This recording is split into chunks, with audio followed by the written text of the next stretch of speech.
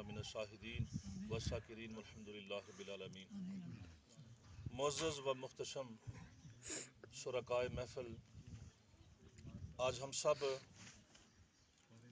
اپنی صفوں سے ہمیشہ کے لیے بچھڑنے والے اپنے ایک ساتھی جناب حاجی چودھری محمد نثار صاحب مرحوم و مغفور کے ایصال ثواب کے لیے جمع ہیں، اور اللہ کی بارگاہ میں دعا کرتے ہیں کہ اللہ تعالیٰ ان کی کامل بخشش فرمائے۔ قرآن مجید فرقان حمید میں سے جو جملہ میں نے تلاوت کیا ہے اس کے ضمن میں دو چار باتیں عرض کر کے اجازت۔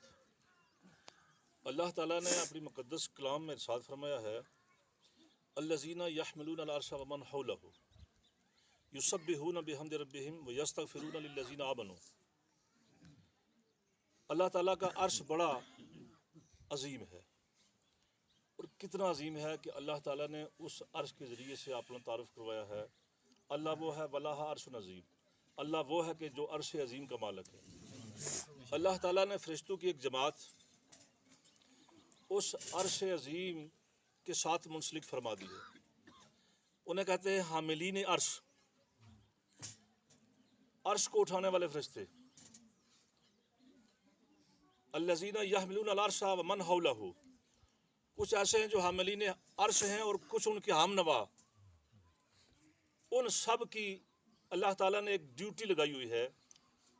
یسبحون بحمد ربہم، وہ اللہ تعالیٰ کی حمد و ثنا بیان کرتے ہیں، اس کی تعریف بیان کرتے ہیں۔ اور یاد رکھیے اللہ تعالیٰ نے اپنی ذات سے مانگنے کا جو طریقہ اور سلیقہ ہمیں سکھایا ہے، وہ طریقہ اور سلیقہ یہی ہے کہ پہلے اس کی تعریف کی جائے۔ جب ہم اس کی تعریف کریں گے تو پھر وہ خوش ہو جائے گا ہم سے۔ اس کی تعریف و توصیف بیان کرنے کے بعد، اس کی حمد و ثنا کے بعد، جب ہم اس کی بارگاہ میں کوئی التجا رکھیں گے، کوئی عرض اس کی خدمت میں پیش کریں گے، تو پھر وہ ہماری عرض کو قبول فرما لیتا ہے۔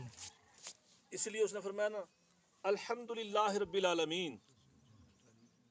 یہ سبع مثانی، یہ 7 مرتبہ یہ آیات اتری ہیں قرآن پاک میں، ان کو سبع مثانی کہتے ہیں۔ سورہ فاتحہ الحمدللہ رب العالمین، تمام تعریفیں اس رب کے لیے ہیں جو عالمین کا پالنے والا ہے، تمام جہانوں کا پالنے والا ہے، جو اسے مانتا ہے اسے بھی پالتا ہے، جو اسے نہیں مانتا اس کو بھی پالتا ہے۔ پتھر کے اندر کیڑے کو بھی خوراک دیتا ہے، لکڑی کے اندر پلنے والے اس کیڑے کو بھی وہ رزق دیتا ہے جس کا دنیا کو علم نہیں ہے، دنیا کو اس کی کوئی خبر نہیں ہے۔ الرحمن الرحیم، وہ بڑا مہربان ہے، نہایت رحم کرنے والا ہے، یہ اس کی تعریفی کلمات ہے۔ مالک یوم الدین، وہ مالک ہے یوم جزا کا۔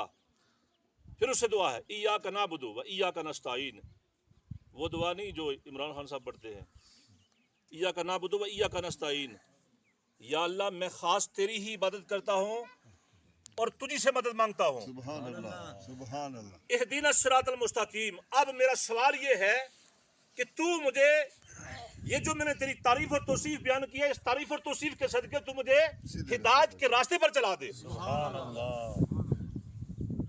یہ ایک سوال ہے، اگر آپ کا ذہن اجازت دے، ہم نماز میں کھڑے ہیں، نماز کو الٹا راستہ ہے، نماز سے سیدھا راستہ کون سا ہے؟ یہی نماز ہے جو راہ نجات ہے، یہی نماز ہے جو جنت میں جانے کا باعث ہے۔ کل بھی میں نے جملہ کہا تھا جمعے کے اجتماع میں کہ ما سلککم فی سقر، کہ تمہیں جہنم میں کس چیز نے ڈالا ہے؟ قالو، جواب دیں گے آگے سے، لم نکو من المصلین ولم نکو نطعم المسکین۔ آگے مختلف اور چیزیں بھی ہیں، لیکن نماز بھی ان میں سے ایک ہے کہ جو جہنم میں جانے کا باعث بنے گی، جو نہ پڑھیں گے وہ جہنم کا ایندھن بنیں گے۔ لیکن اس نماز میں ہم کھڑے ہو کے جب اللہ کی بارگاہ میں اتنی اس کی تعریفیں بیان کرنے کے بعد اس سے یہ سوال کرتے ہیں کہ یا اللہ تو میں سیدھا راستہ دکھا، تو اس سے سیدھا راستہ اور کون سا ہو سکتا ہے؟ تو دوستان گرامی، اصل مقصد یہ ہے کہ نماز میں کھڑا ہو کے بندہ جب اس کی تعریف بیان کرنے کے بعد اس سے یہ التجا کرتا ہے، التماس کرتا ہے کہ یا اللہ مجھے سیدھے راستے پر چلا، تو مقصد اس کا یہ ہے کہ یا اللہ اس وقت جس راستے پہ میں کھڑا ہوں اس راستے پہ مجھے قائم فرما دے۔ سبحان اللہ۔ میری زندگی کے لمحات اسی سفر میں گزریں، میری زندگی کا آخری سانس بھی اسی راستے پر چلتے ہوئے گزر جائے، یہ میری التجا ہے۔ لیکن جو میں نے آیت پڑھی ہے، دراصل وقت بہت تھوڑا ہوتا ہے، تو اس میں کوشش یہ ہوتی ہے کہ میری اپنی عادت ہے، میں وقت کا بڑا پابند ہوں، کیونکہ time is tight wait for ہے سردار صاحب کہ یہ فوجی قانون ہے، یس تو نو، یہ سارے بڑا قیمتی وقت کڈی دا ہے، ہمیں تو نہیں نہ ٹری آئے کوئی، ہر بندے نے اپنی مصروفیات ہی، زندگی بڑی اس وقت مصروفیت نہیں حامل ہے، ہر بندہ اپنے اپنے معاملات میں الجھا ہوا ہے، تو کسی کا زیادہ وقت لینا جو مقررہ وقت ہے اس کے بعد جب سوئی اس سے آگے چلی جاتی ہے نا، میرا اندر کا یہ وجدان کہتا ہے کہ پھر اس کی بندے کی توجہ جو سننے والا ہوتا ہے اس طرف نہیں ہوتی، اس کی توجہ کسی دوسری طرف جانب چلی جاتی ہے کہ اب یار ہونے مولوی رکڑی مسیدہ بھائی ہڑیا سے ایک گل میں ٹھیک آنا یہ غلط ہے، تو میری اپنی روٹین ہے کہ میں جو مقررہ وقت ہے اس سے آگے میں کوشش کرتا ہوں کہ نہ جائے، کیونکہ جو کچھ میں بیان کر رہا ہوں نا، یہ جب مقررہ وقت سے آگے نکل جاؤں گا تو پھر جو سننے والے ہیں ان کی توجہ میری طرف نہیں ہوگی، دوسری طرف ہوگی کہ اب کب حاضری آئے گی، کب دعا ہوگی، منہ کے آگے پڑی ہوئی ہے۔ تو مختصر یہ جملے، الذین یحملون العرش ومن حولہ یسبحون بحمد ربہم ویستغفرون للذین آمنوا، وہ حاملین عرش جن کی ذمہ داری اللہ تعالیٰ نے عرش کو تھامنے کی لگائی ہے، اور ان کے جو ہم نوا فرشتے ہیں وہ سب اللہ تعالیٰ کی تعریف اور توصیف بیان کر رہے ہیں، جیسے ہم اللہ کی حمد و ثنا بیان کرتے ہیں اور پھر اس سے کوئی چیز مانگتے ہیں، تو پھر یہ کبھی یقین ہوتا ہے کہ جو کچھ ہم مانگ رہے ہیں وہ اللہ تعالیٰ قبول فرمائے گا اور وہ ہمیں عطا فرما دے گا۔ جیسے آج کی اس محفل میں اللہ تعالیٰ کی حمد و ثنا بیان کرنے کے بعد، اس کی توصیف اور تعریف بیان کرنے کے بعد ہم کیا مانگیں گے؟ یا اللہ حاجی محمد نثار صاحب کی بخشش فرما دے۔ بس یہی ہماری التجا یہاں، اس لیے ہم جمع ہوئے ہیں۔ تو فرشتے بھی حاملین عرش جو اللہ تعالیٰ کی حمد و ثنا بیان کر رہے ہیں، اس کی تعریف بیان کر رہے ہیں، لیکن کچھ مانگنے والے ہیں۔ ذمہ داری اللہ تعالیٰ نے ان کی لگا رکھی ہے کہ میرے عرش کو تھامو، جتنے بھی تم فرشتے ہو، تمہارے جو مددگار ہیں سارے، میری تسبیح بیان کرو۔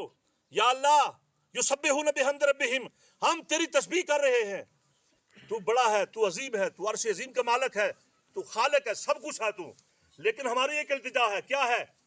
اللہ فرماتا ہے کیا ہے؟ بولو، یستغفرون للذین آمنوا، یا اللہ اے جڑے حاجی نثار نے کر جمع ہوئے سارے انہوں نے بخشش کر، یستغفرون للذین آمنوا، جو جس نے بھی کلمہ پڑھ لیا یا اللہ لا الہ الا اللہ محمد رسول اللہ، حاملین عرش، میرے لیے، آپ سب کے لیے، حاجی نثار صاحب کے لیے، عرش کو تھامنے والے اللہ کی تعریف بیان کرنے کے بعد اللہ کی بارگاہ میں التجا یہ کر رہے ہیں، یا اللہ ان کو بخش دے جنہوں نے کلمہ پڑھ لیا، سبحان اللہ، جو تیرے نام لیوا ہے ان کو بخش دے۔ گویا ہماری بخشش کے لیے اللہ تعالیٰ نے حاملین عرش کو بھی مقرر فرما دیا ہے، لیکن ہماری بھی کچھ ذمہ داریاں ہیں۔